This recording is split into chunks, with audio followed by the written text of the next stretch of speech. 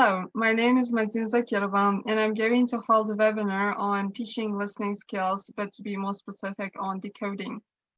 Let me introduce myself to you. I'm Skyeng Premium English teacher and teacher training center methodologist, and I have been teaching English as a foreign language for 8 years, and I have been working for Skyeng for 4 years. So I have bachelor's degree in teaching English as a foreign language, and I'm going to obtain master's degree in linguistics next year. So first things first, let's talk about the agenda. First of all, we are going to talk about what makes listening so tricky, and then we are going to touch on roots of listening problems. Then we are going to talk about what exercises we could integrate in order to improve decoding. This webinar is going to be quite unusual, and you are going to be my student, and you will be in your student shoes. Not only am I going to guide you through this whole information, which is dedicated to decoding, but also you will do multiple exercises dedicated to this topic. And right now, let's take a look at this picture and think about who all those people are and what kind of movies they played in, and if you have watched their movies and what their movies are about, and in what kind of movies they played all together. If you manage to answer all these questions, in this case, excellent. Actually, all these actors played in the movie called Avengers Endgame, and right now we are going to listen to part of their interview. By the way, this task was taken from a Winbox platform. And right now, please look at this information provided below the video. And you are supposed to put this information in right order while or after listening to the task. And right now you have 30 seconds to get familiar with it.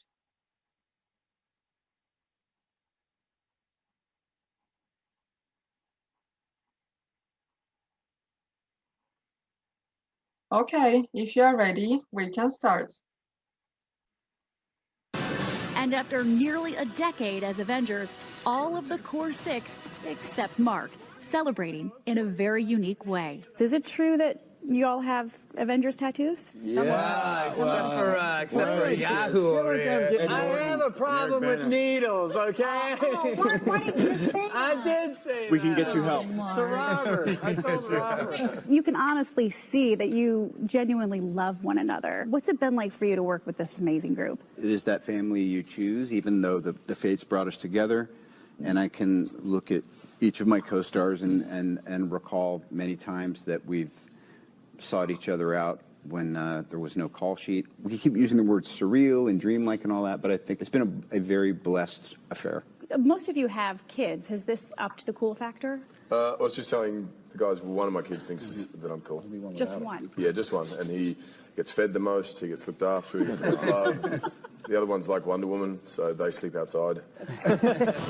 As for us, the fans, whatever heartbreak we may have after this next film, at least for these Avengers, they will always be superheroes at heart. The majority of us have come back probably every year and a half, 2 years to this same dynamic or a similar dynamic in this huge, now enormous extended family. And it's been this kind of landmark in our lives for the past decade. I think it's just a lot to wrap our heads around. So when we all go do separate jobs, every one of us will have these moments of just, man, I miss this, you know, regardless of how the other job's going. Like I said, we are in constant contact. Is this truly the end?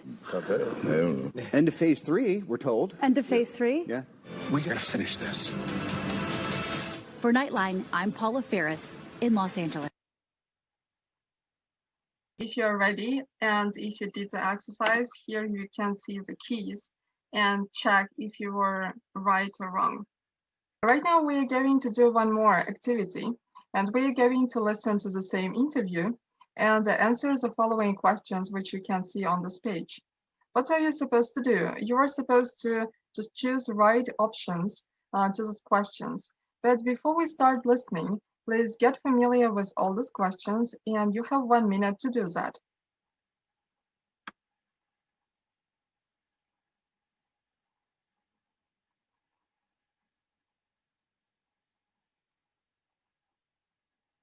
If you are ready, we can start. And after nearly a decade as Avengers, all of the core six, except Mark, celebrating in a very unique way. Is it true that you all have Avengers tattoos? Yeah, except for Yahoo over here. I have a problem with needles, okay? Mark, why didn't you just say that? I did say We that. can get you help. To Robert. I told Robert. You can honestly see that you genuinely love one another. What's it been like for you to work with this amazing group? It is that family you choose, even though the fates brought us together. And I can look at each of my co-stars and recall many times that we've sought each other out when there was no call sheet. We keep using the word surreal and dreamlike and all that, but I think it's been a very blessed affair. Most of you have kids. Has this upped the cool factor? I was just telling the guys, well, one of my kids thinks that I'm cool. Just one. Yeah, just one. And he gets fed the most, he gets looked after, he gets loved. The other one's like Wonder Woman, so they sleep outside. As for us, the fans, whatever heartbreak we may have after this next film, at least for these Avengers, they will always be superheroes at heart. The majority of us have come back probably every year and a half, 2 years to this same dynamic or a similar dynamic in this huge, now enormous extended family. And it's been this kind of landmark in our lives for the past decade. I think it's just a lot to wrap our heads around. So when we all go do separate jobs, every one of us will have these moments of just, man, I miss this, regardless of how the other job's going. Like I said, we are in constant contact. Is this truly the end? I'll tell you. End of phase 3, we're told. End of phase 3? Yeah. We gotta finish this. For Nightline, I'm Paula Ferris in Los Angeles.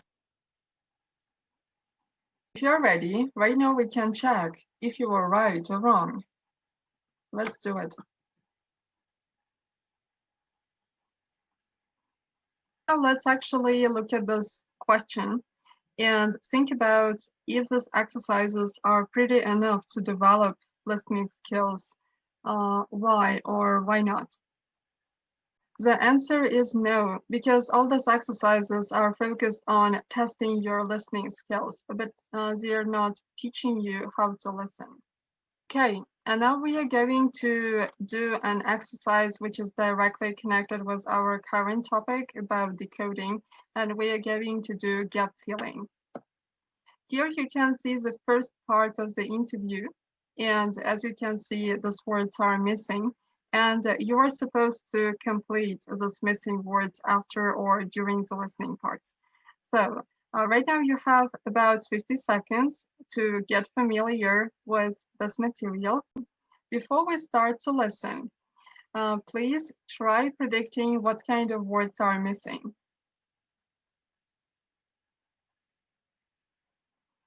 If you cannot do that, at least try predicting what kind of parts of speech are missing in this transcript. If you are ready, right now we can start. And after nearly a decade as Avengers, all of the core six, except Mark, celebrating in a very unique way. Is it true that you all have Avengers tattoos? Yeah, except for Yahoo over here. I have a problem with needles, okay? Mark, why didn't you just say that? I did say that. We can get you help. To Robert. I told Robert. You can honestly see that you genuinely love one another. What's it been like for you to work with this amazing group? It is that family you choose, even though the fates brought us together. And I can look at each of my co-stars and recall many times that we've sought each other out when there was no call sheet. We keep using the word surreal and dreamlike and all that, but I think it's been a very blessed affair. Let's try to listen to it once again. And after nearly a decade as Avengers, all of the core six, except Mark, celebrating in a very unique way. Is it true that you all have Avengers tattoos? Yeah, except for Yahoo over here. I have a problem with needles, okay? Mark, why didn't you just say that? I did say We that. can get you help. To Robert. I told Robert. You can honestly see that you genuinely love one another. What's it been like for you to work with this amazing group? It is that family you choose, even though the fates brought us together. And I can look at each of my co-stars and recall many times that we've sought each other out when there was no call sheet. We keep using the word surreal and dreamlike and all that, but I think it's been a very blessed affair. Right now, let's look at the answers and check if you are right or wrong.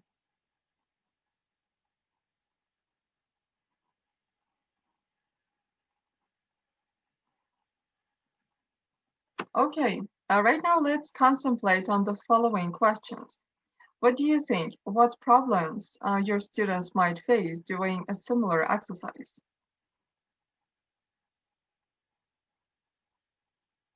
And question number 2, is listening as much as possible helpful for these problems? Okay, right now let's talk about the problems which your students might face doing this kind of exercises.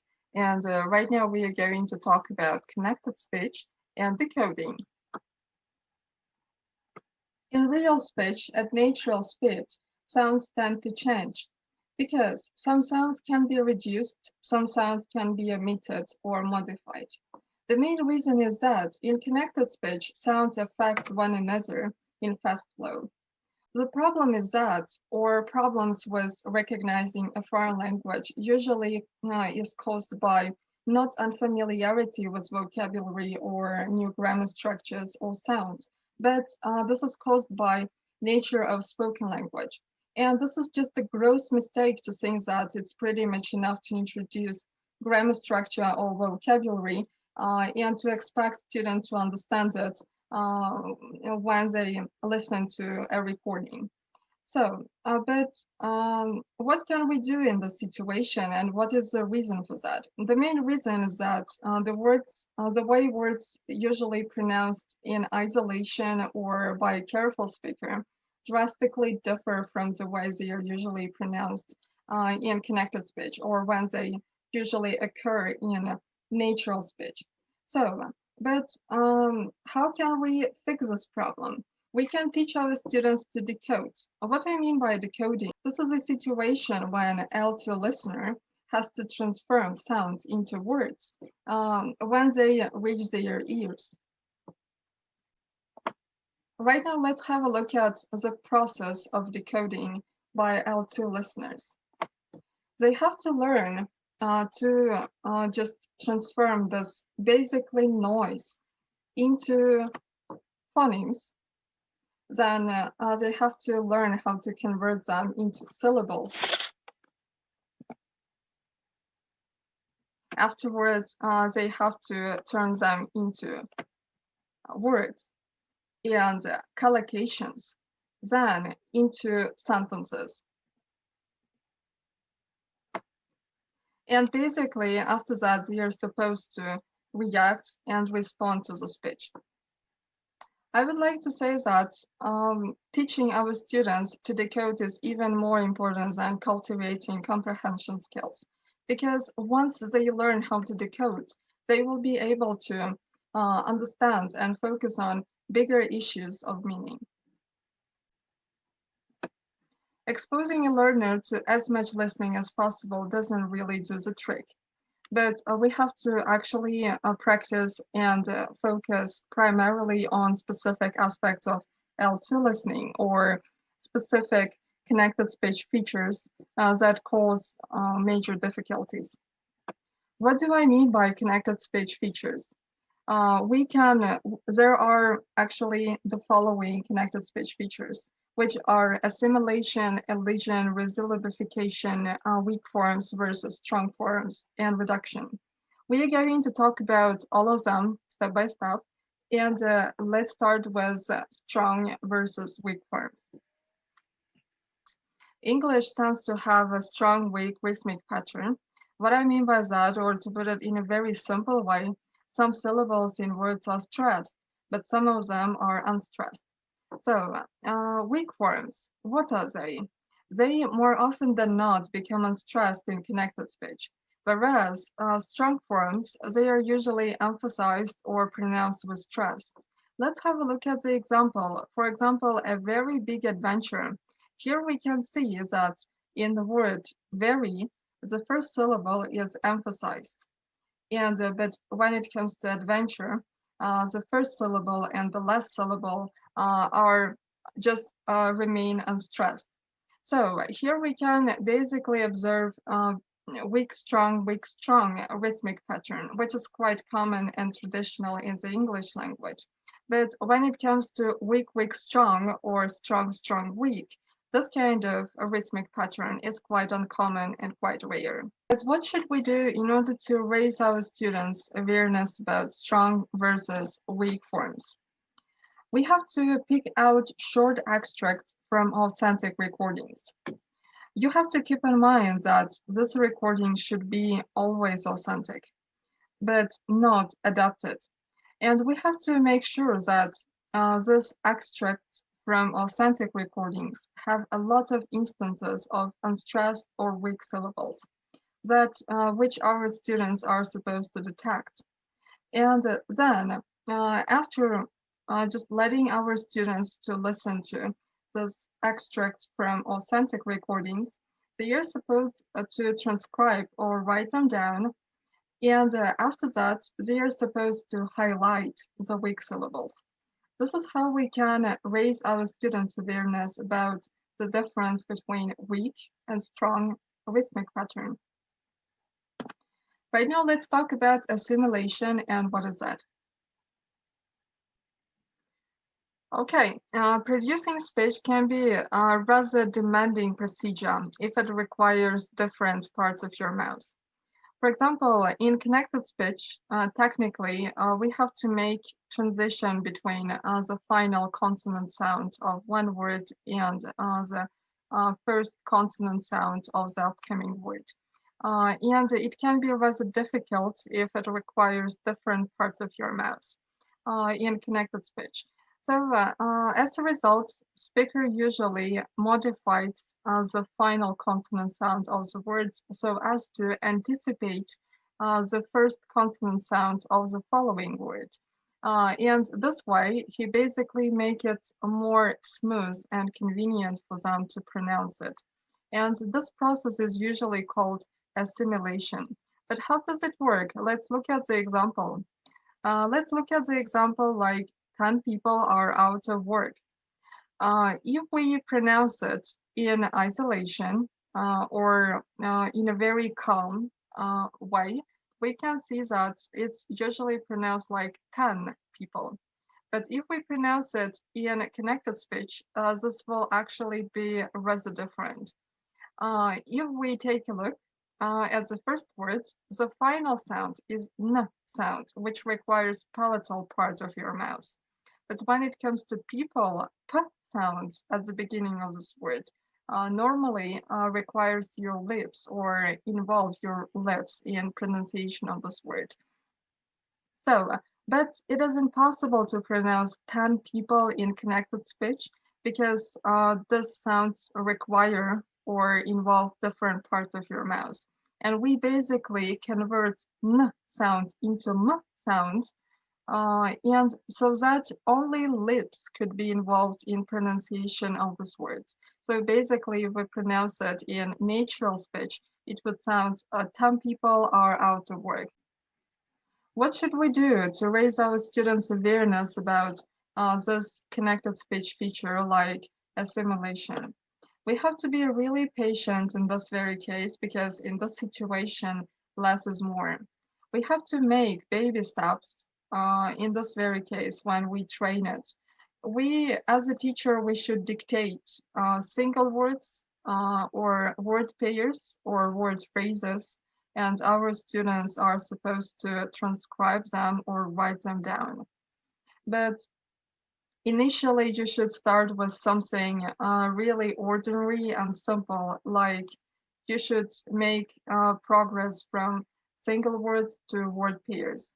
But once your students get comfortable with that, at later stages, you could get down to dictating extracts from scripted or authentic recordings. Okay, right now let's talk about elision. Elision, from linguistic point of view, is a kind of connected speech feature which usually happens when one or more sounds in a word or phrase are omitted or dropped.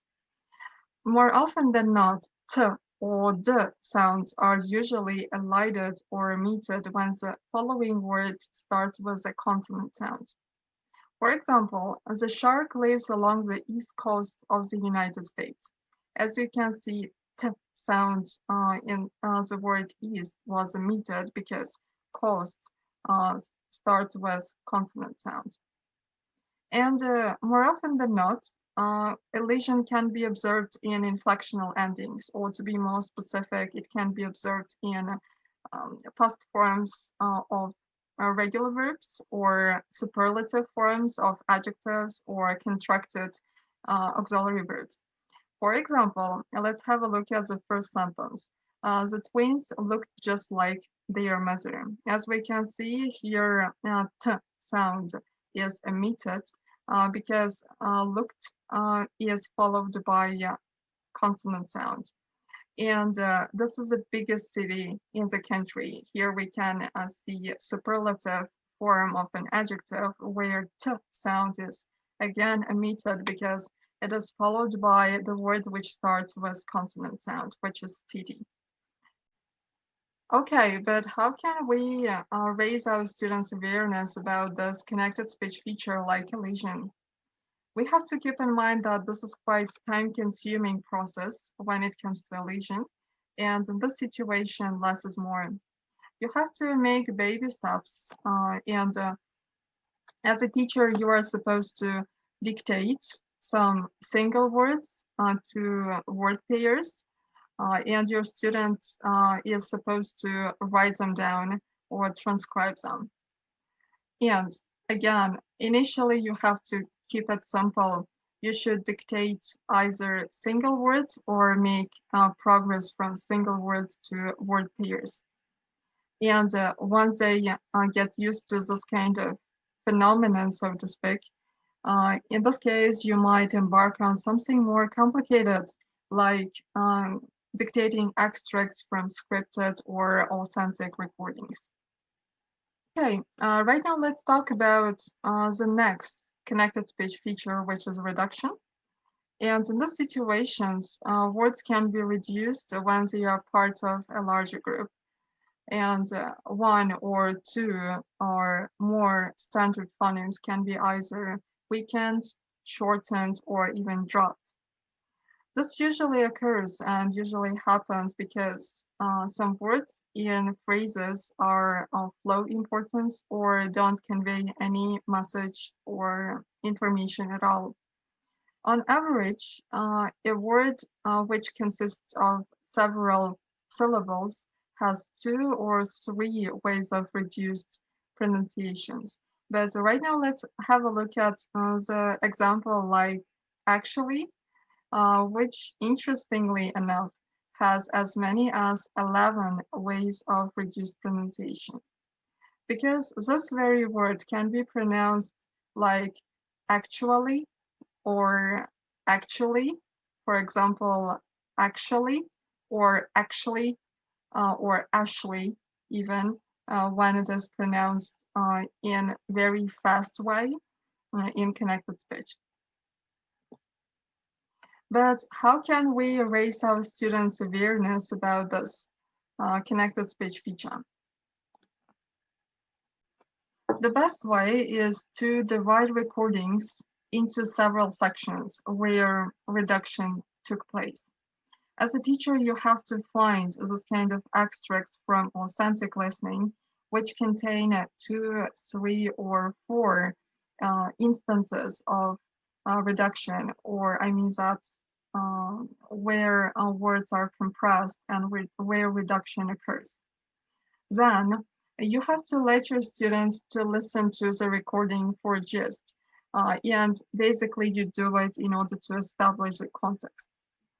Then you have to play an intonation group and ask your students if they could report or write down the actual words where reduction took place.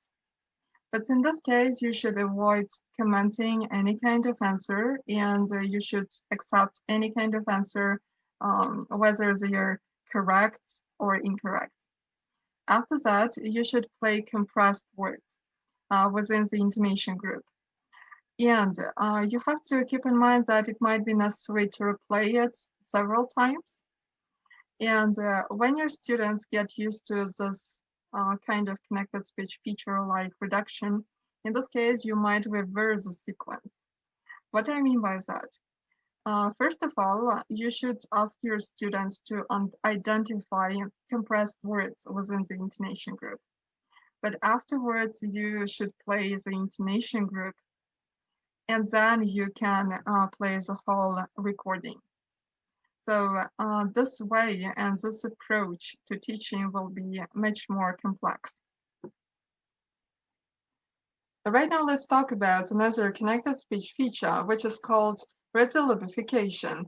This is kind of a process which usually happens with consonant syllable sound, which is attached to the upcoming vowel sound of the next word. For example, if we take a look at the first example, we can see that in citation form, the word is written and pronounced like made out. This is how it is pronounced in isolation by a careful speaker.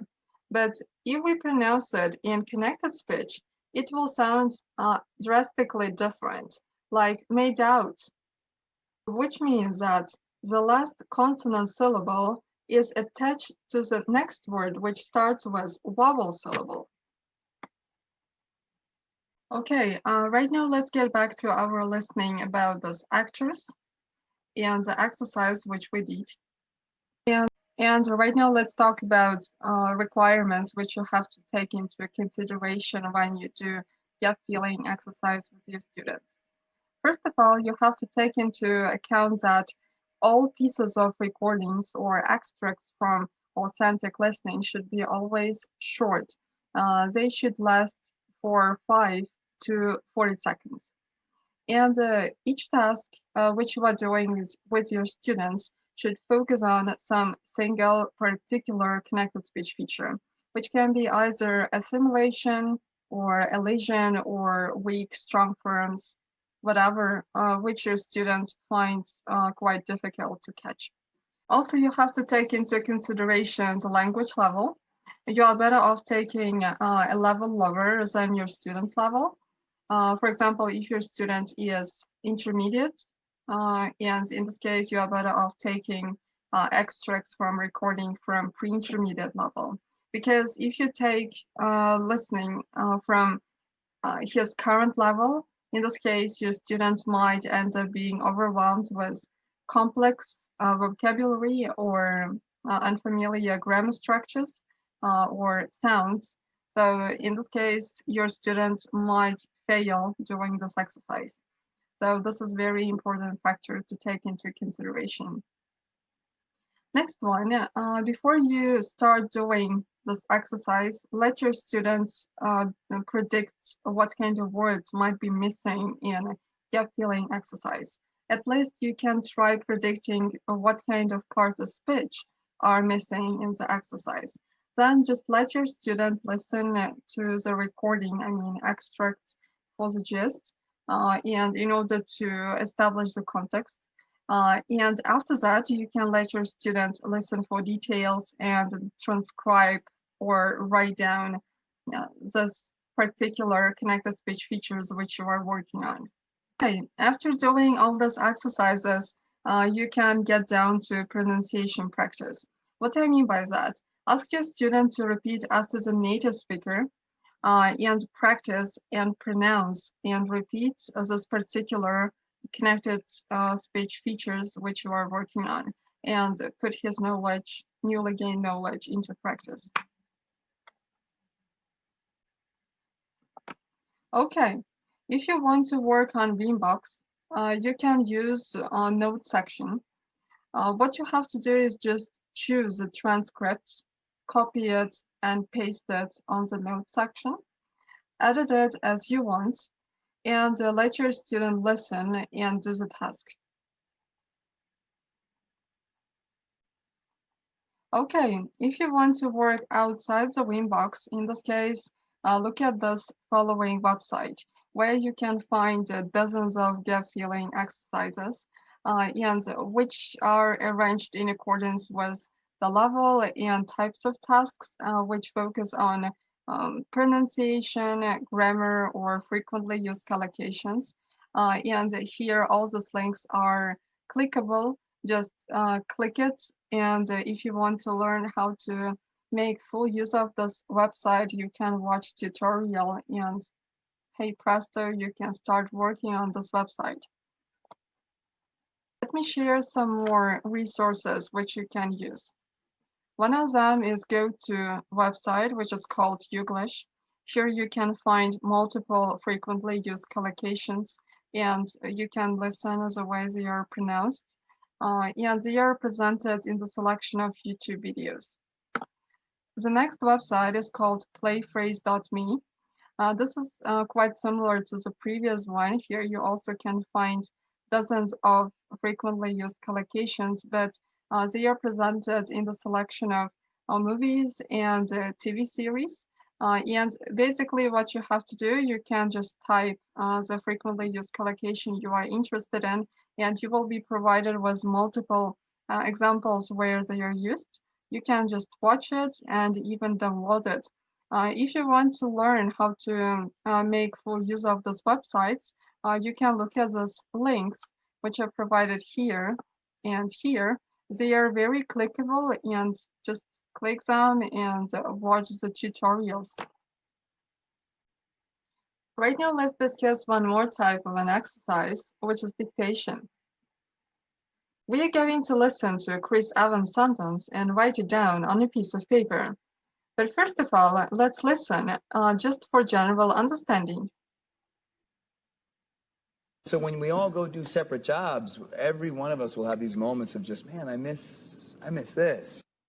Okay, right now let's try to write down the sentence exactly as Chris Evans says it. So when we all go do separate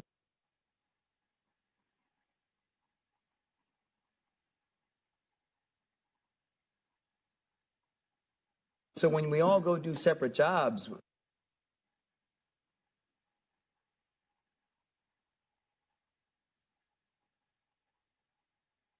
so when we all go do separate jobs, every one of us will have these moments.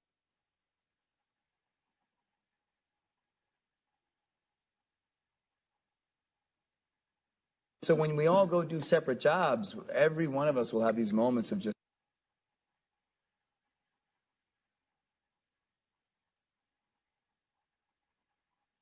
So when we all go do separate jobs, every one of us will have these moments of just, man, I miss.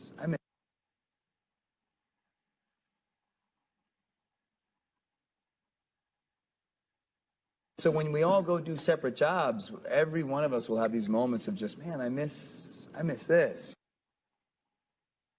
If you are ready, right now let's look at the answers and check if you are right or wrong.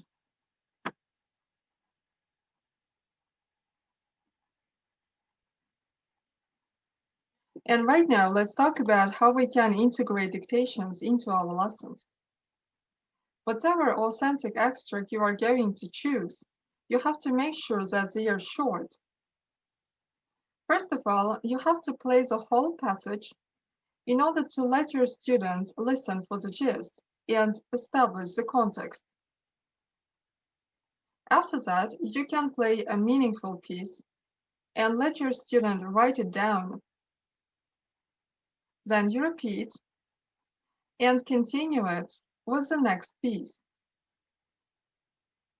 And when you finish playing the whole piece, you should play the whole passage again repeatedly. After integrating dictation, it's always a good idea to ask your student to read a passage and to copy the intonation and imitate connected speech features.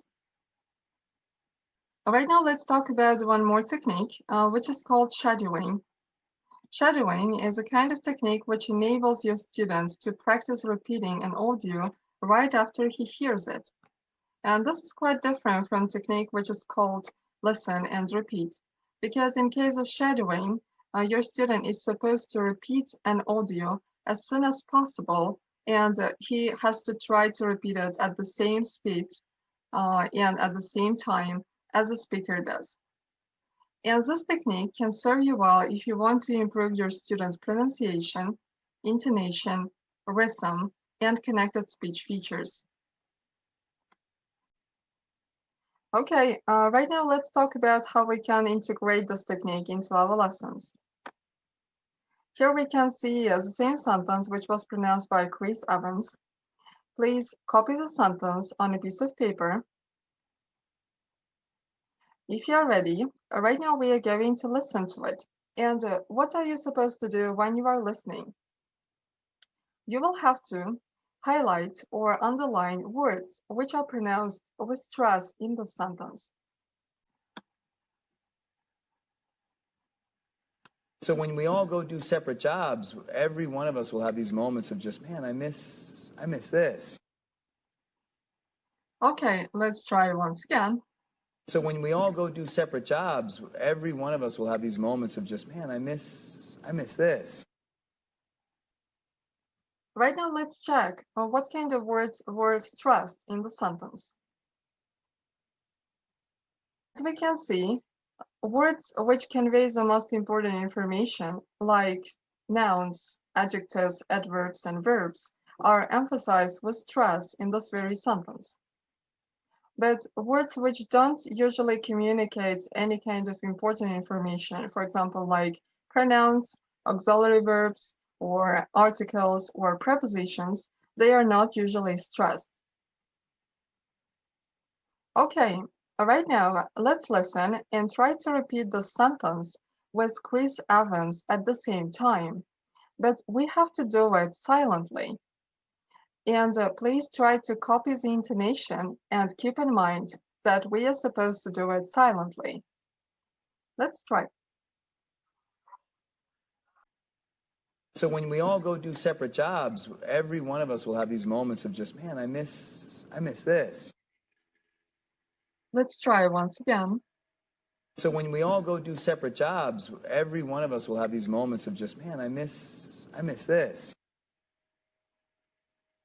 Okay, right now let's try to read the sentence out loud, along with Chris Evans, and try to copy the intonation, speed, and connected speech features. So when we all go do separate jobs, every one of us will have these moments of just, man, I miss this.